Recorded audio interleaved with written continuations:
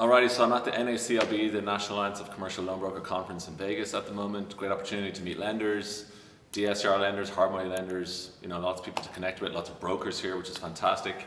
And I'm sitting here with Trent, who is with Lima One, which is a hard money and DSCR lender. So Trent, thanks for doing this. Thanks for sitting down with me for a minute. Yeah, thank you, Ian. Tell me a little bit about Lima One. What's your, as I said, hard money and DSCR, but what do you focus on? What's your niche? Yeah, absolutely. So Lima One's a direct lender.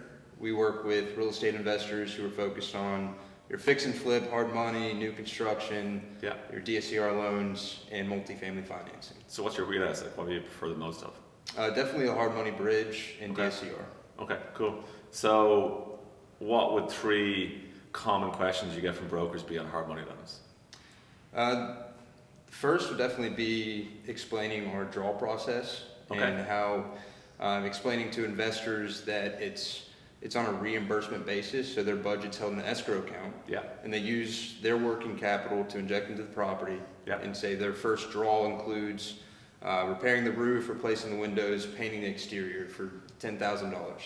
They spend that money, and then as soon as that work's completed, they request a draw. Within 3 to 4 days, we'll have a site inspector go out, confirm that work's been completed, and then give us the green light to release the funds back to the borrower as a full reimbursement. Yeah, and that's obviously really important for brokers to know that, because especially new investors don't know that. I have to explain that to investors all the time.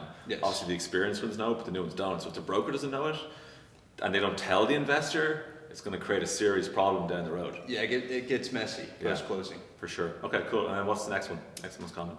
Next most common would be our experience classifications. We have 5 different tier levels. Tier 1 is your new investor. They have to be a first-time home buyer. If they're getting their feet wet in fix and flip, then they start out at lower LTV, higher rates, a little bit higher fee, but still competitive terms. We're looking at 15% down based on their total cost. That's on the total cost? On total cost. Okay. Purchase price plus their full rehab budget. Okay. Tier 2, 1 to 4 completed fix and flips in the last 36 months. Okay, when you say completed, you mean sold or refied?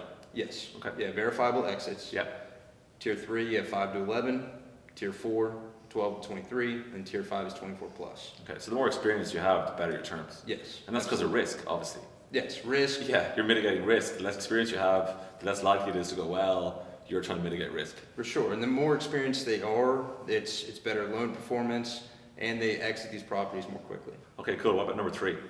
Yeah, number 3, most common question would be explaining what Dutch interest is and non-Dutch interest. So what is that? So Dutch would be you're paying interest on the full principal loan amount from day 1. Okay. And that is applied for our Tier 1 new investors. They have to do it? They have to do it. Okay. As soon as they get at least one acquisition, it doesn't even have to be a flip, but a real estate investment transaction in the last 36 months, they would automatically qualify for non-Dutch. Okay. Which means they pay interest as they draw down on their budget. Which is obviously costing them a lot less in the long run.